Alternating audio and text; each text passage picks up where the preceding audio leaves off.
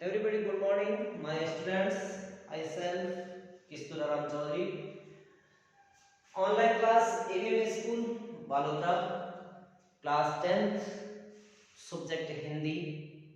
पिछली कक्षा में अपन ने बच्चों लेसन नंबर 2 ईदगाह मुंशी प्रेमचंद के द्वारा लिखा गया एक निबंध जिसके अंदर अपन लेखक परिचय और जीवन परिचय पढ़ा था। उनके द्वारा लिखी गई कृतियां, उपन्यास, कहानी संग्रह, नाटक वगैरह, निर्मला, सेवा सदन, गोदान, गायन भूमि, इनके बारे में पढ़ा।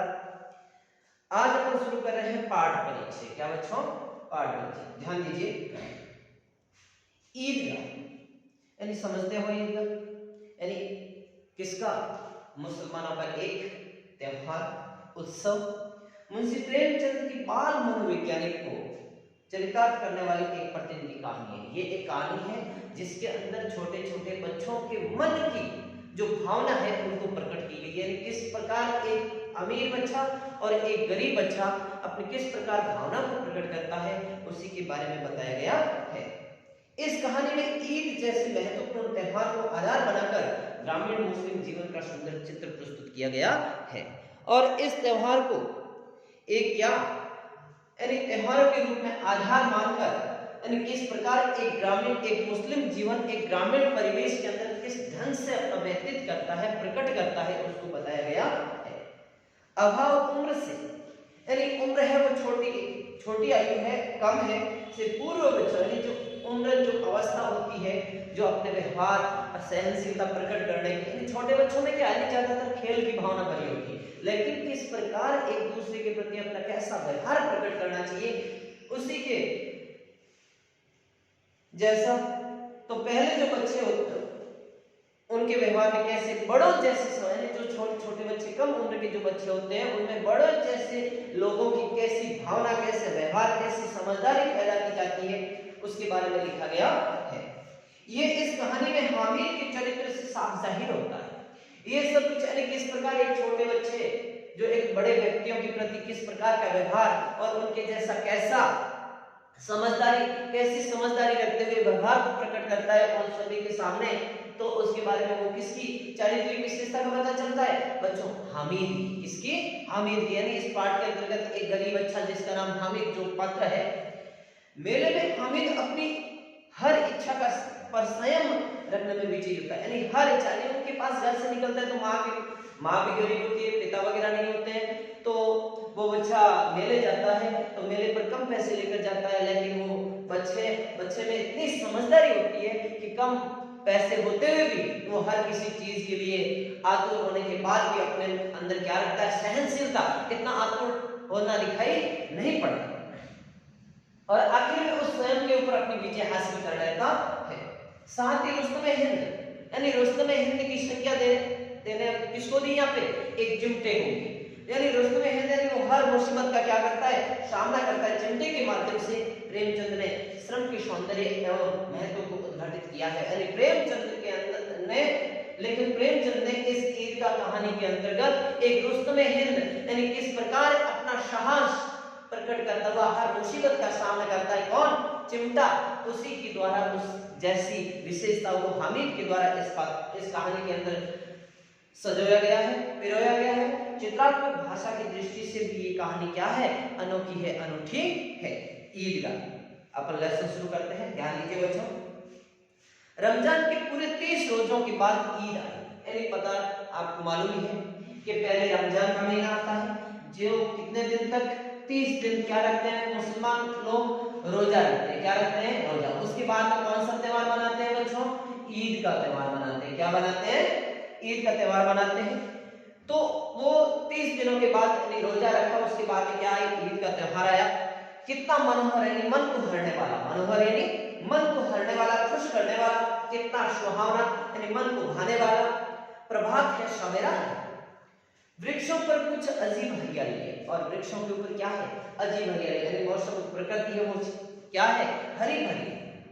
खेतों में कुछ अजीब रौनक है। खेतों में क्या है उस समय यानी रमजान के महीने में यानी खेत क्या होते हैं? हरे भरे यानी फसलों से लथपथ होते हैं। आसमान पर कुछ अजीब लालिमा है और आसमान के ऊपर थोड़े थोड़े क्या मंडराते रहते हैं? बादल। आज का सूर्य लेकिन सूर्य की तरफ देखा जाए तो वो भी कितना प्यारा भी है और उसी के साथ साथ क्या है, शीतल है, ठंडा भी है।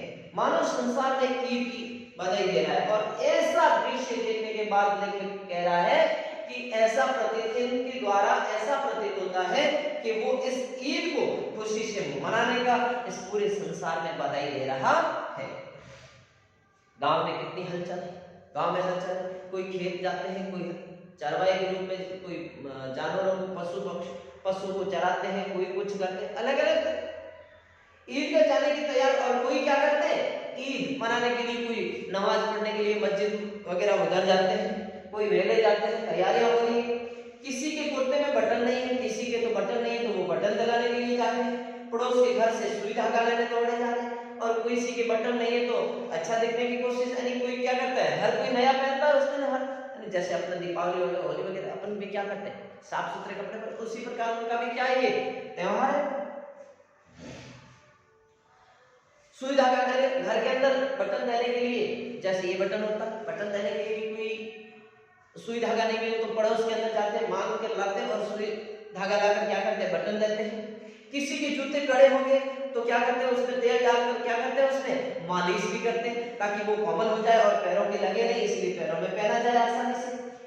लिए तेली के घर भागा जाता है, तेल लाने के लिए तेली के घर चले जाते हैं और जल्दी जल्दी बैलों को साना पानी नहीं, चारा पानी दे देते हैं, यानी कि उस काम से क्या हो जाए, निवृत्त हो जाए, बाद में अपन क्या करें, आसानी से उस त्योहार को मना सके। ईदगाह से लौटते दोपहर हो जाएगी, ईदगाह से लौटे तब तक क्या हो जाएगी, दोपहर हो जाएगी। 30 कोस का पैदल रास्ता, यानी ईदगाह यानी उस मेले के अंदर जाने, ईद के मेले के अंदर जाते थे, यानी वापस आएंगे तब तक दोपहर हो जाएगी, तो ये बैल वगैरह बंधे हुए रह जाएंगे, भूखे मर जाएंगे, इसलिए उनको चारा पानी डालकर रवाना हो गए। 30 कोस, कितने कोस की दूरी पैदल चलना पड़ता उनको, 30 कोस। फिर सैकड़ों आदमियों से मिलना भेंटना, यानी उसी के साथ साथ रास्ते में आवागमन, मेले में रुकना, खिलौने की दुकानें, झूले वगैरह बहुत होते हैं, आइसक्रीम भी खाना, आपको शौकीन है ना आइसक्रीम के, तो ये ऐसे कोई शरारत करते हैं, कोई कुछ करते हैं, तो टाइम तो लगता ही है उसमें। तो ऐसे लोग घर का जो भी काम होता है वो सारा निपटा कर फिर वो ईदगाह के लिए चले गए। दोपहर के पहले लौटना असंभव, और उन्होंने सोचा कि दोपहर के बाद ही आ पाएंगे, पहले आ नहीं सकेंगे। लड़के सबसे ज्यादा प्रसन्न है, खुश है, क्यों, छोटे बच्चे तो हंस, क्योंकि मेले में जाएंगे, खिलौने लेंगे, मिठाइयां खाएंगे, झूले झूलेंगे, इसीलिए। किसी ने एक रोजा रखा है, वह भी दोपहर तक, किसी ने वह भी नहीं, लेकिन ईद का जाने की खुशी उसके हिस्से की चीज है। किसी ने तो ईद का रोजा रखा है, किसी ने नहीं रखा है, लेकिन मेले जाने की खुशी चारों तरफ मंडरा रही है। रोजे बड़े बुड्ढों के लिए हो, इनके लिए तो ईद है, इनके बच्चों के लिए तो क्या है, ईद है, यानी मेला। हाँ, रोजा तो कौन रखेंगे, बड़े जो बुढ़े होते हैं वो रोज ईद का नाम रटते थे, आज वो आ गई। अब जल्दी पड़िए कि लोग ईदगाह क्यों नहीं चलते, अब जल्दी लगे, सुबह उठते ही, सवेरे जल्दी उठते ही क्या, चलो ईदगाह यानी मेले चले। इन्हें गृहस्थी की चिंताओं से क्या मतलब, घर में क्या करना है क्या नहीं करना, कोई कार्य मतलब इनको, घर के अंदर जो बड़े होते हैं उनको चिंता है, इन बच्चों को क्या, इनके तो मन के अंदर वही कि आज तो बस खुशी का सवैया के लिए दूध और शक्कर घर में है या नहीं, इनकी बला से ये तो सवैया खाएंगे, इनके तो बस है सवैया बने हुए मिलते कि अपने को तो खाना है चीज उपलब्ध घर के अंदर या नहीं है, उसका उनको कोई लेना देना नहीं। वह क्या जाने कि अब्बा जान क्यों मेहरबाज चौधरी कायम अली के घर दौड़े जा रहे, अब्बा जान यानी पिताजी वो उनके घर दौड़े क्यों जा रहे हैं, उन्हें कोई मालूम नहीं, क्योंकि चीज की कमी इसीलिए। उन्हें क्या खबर कि चौधरी आज आंखें बदल ले तो ये सारी ईद मुहर्रम हो जाए, और उनको क्या पता कि चौधरी ने यदि कोई सामान के लिए या पैसों के लिए यदि मना कर दे तो फिर ये ईद के ऊपर अपना तो पानी फिर जाएगा, कोई काम की नहीं। उनकी अपनी जेबों में तो कुबेर का धन भरा हुआ है, और उनकी कुबेर यानी कुबेर किसको कहते हैं, धन का देवता, तो पैसे भरे हुए हैं उनके जेब में, बार बार जेब से अपना खजाना निकाल कर गिनते हैं और खुश होकर फिर रख लेते हैं। कौन, छोटे छोटे बच्चे के, हाँ अपने पास मेले में जाने के लिए बहुत है। महमूद गिनता है 1 2 10 12, उसके पास 12 पैसे के, महमूद है नाम का एक पात्र है, लड़का है, उसके पास कितने पैसे हैं, 12 पैसे हैं। मोहसिन के पास 1 2 3 8 9 15 पैसे, और मोहसिन के पास कितने हैं 15 पैसे। अब हामिद के पास इन्हीं अनगिनत पैसों में अनगिनती चीजें लाएंगे और क्या अपने पास तो बहुत पैसे हैं, अपन अनेकों मेले से क्या लाएंगे, चीजें लाएंगे, खिलौने लाएंगे, मिठाइयां खाएंगे, बिगुल बजाएंगे, गेंद न जाने क्या क्या। बच्चे ऐसे विचार करते हैं कि अपने पास तो, क्योंकि एक के पास तो 15 रुपए और एक के पास 15 पैसे और एक के पास 12 पैसे, मोहसिन के पास 15 और महबूब के पास 12 पैसे, इसलिए। और सबसे ज्यादा प्रसन्न है वो कौन है, हामिद है। वह 4-5 साल का गरीब सूरत दुबला पतला लड़का जिसका बाप गत वर्ष हेजे की भेंट हो गया और मां न जाने क्यों पीली होती होती एक दिन क्या हो गई, मर गई। अब एक वही बच्चा कौन, हामिद। ये चारित्रिक विशेषता अंडरलाइन करना था बच्चा। यहाँ पे क्वेश्चन पूछा जा सकता है हामिद की चारित्रिक विशेषता कि वो एकदम 4-5 साल का बच्चा जो क्या गरीब सूरत की भांति दुबला पतला, जिसका बाप गत वर्ष यानी पिछले साल हेजे की बीमारी के कारण क्या हो गया, मर गया, और मां धीरे पीली पीली थकती और पीलिया हो गया और उसके कारण वो भी मर गई। किसी को पता ना चला क्या बीमारी, कहती भी तो कौन सुनने वाला था, कोई सुनने वाला उसके आगे पीछे था नहीं। दिल पर जो कुछ बीतती थी वह दिल में ही सहती थी, और जब न सहा गया तो संसार की क्या होगी, विदा ले लीजिए। अब हामिद अपनी बुढ़ी दादी अमीना की गोद में सोता और उतना ही प्रसन्न होता, अपनी दादी माँ के पास रहता और गोद में जिस प्रकार माँ का प्यार अपने बच्चों को मिलता उसी प्रकार दादी के प्यार को प्राप्त करके वो खुश हो जाता था। उसके अब्बा जान रुपए कमाने के और उसके माता पिता, अब्बा जान ने माता पिता क्या रुपए कमाने के, बहुत सी थैलियां लेकर आएंगे। ये माँ उसको हामिद को कहकर उसको खुश रखती। अम्मी जान अल्लाह मियाँ के घर से उसके लिए बड़ी अच्छी क्या लेके आएगी, चीजें लेके। अम्मी जान और माँ पिताजी के बारे में और माँ के बारे में वो हामिद पूछता तो दादी माँ क्या कहती कि अब्बा जान पैसे कमाने गए तेरे बहुत सारी चीजें लेके आएंगे, और अम्मी जान वो भी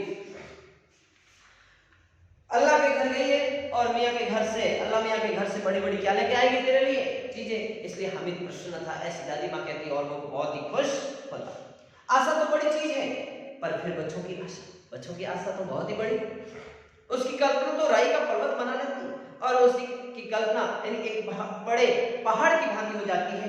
हामिद के पांव में जूते नहीं है, सिर पर एक पुरानी धुरानी क्या है, फटी हुई क्या है, टोपी, जिसका मोटा काला फट गया है, और जिसका मोटा काला जो ऊपर कपड़ा था वो क्या हो गया, फट गया। फिर भी वो क्या है, खुश है, पहनकर बहुत ही खुश। जब उसके अब्बा जान थैलियों और आमी जान नियमत लेकर आएगी तो वो दिल से अरमान निकाल देगा और मन में क्या विचार करेगा कि मेरे माता और पिता मेरे लिए बहुत कुछ धन और चीजें लेकर आएंगे, तब मैं मेरी सब खुशियां लौटा दूंगा, यानी सब कुछ मेरे जो इच्छा है, दिल के अंदर अरमान है, उनको मैं पूरा कर दूंगा।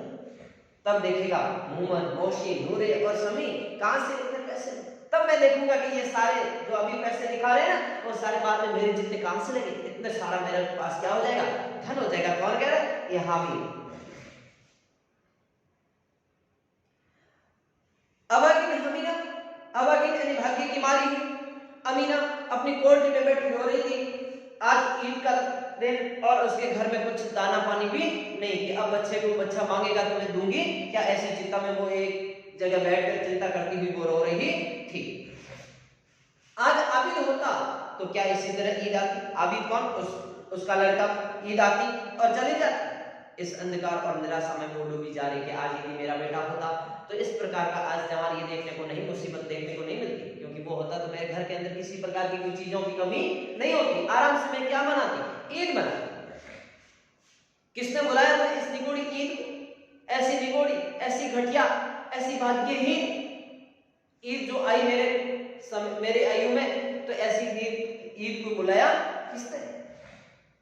इस घर में उसका काम नहीं, लेकिन हामिद, उससे किसी के मरने जीने से क्या माना, लेकिन हामिद तो बच्चा था, उसको कोई अता पता नहीं कि कौन मरता है कौन जीता है। उसके अंदर प्रकाश है, बाहर आशा है। उसके अंदर तो क्या प्रकाश, उसको तो ये दिखता है कि मैं तो बस अपना जीवन बहुत ही खुशी के साथ व्यतीत कर रहा हूं। उसको कोई मरना और कोई जीना उससे कोई लेना देना नहीं, क्योंकि वो समझता नहीं था, बच्चा था। विपत्ति अपना सारा बल होकर आए, हामिद के आनंद भरे चितवन उसका विध्वंस कर दे। हामिद भीतर जाकर दादी से कहता, तुम डरना नहीं होगा, मैं सबसे पहले आऊंगा। बिल्कुल नहीं डरना। मेले के लिए रवाना होता है, तब कोई हामिद अपनी दादी माँ से कहता कि माँ तुम डरना मत, घबराना मत, मैं सबसे पहले आऊंगा, मैं ऐसे डरने वाला हूँ, ऐसे नहीं हूँ, बिल्कुल मत डरना। इसी के साथ बच्चों ये था अपने हामिद की चारित्रिक विशेषताएं वगैरह। तो ध्यान रखना बच्चों, एक बार वापस दोहरा लेना, जो मोस्ट इंपोर्टेंट लाइन लगे उसको आप नोट करते रहना। मैं इसी के साथ अपनी वाणी को यही विराम देता हूँ। धन्यवाद।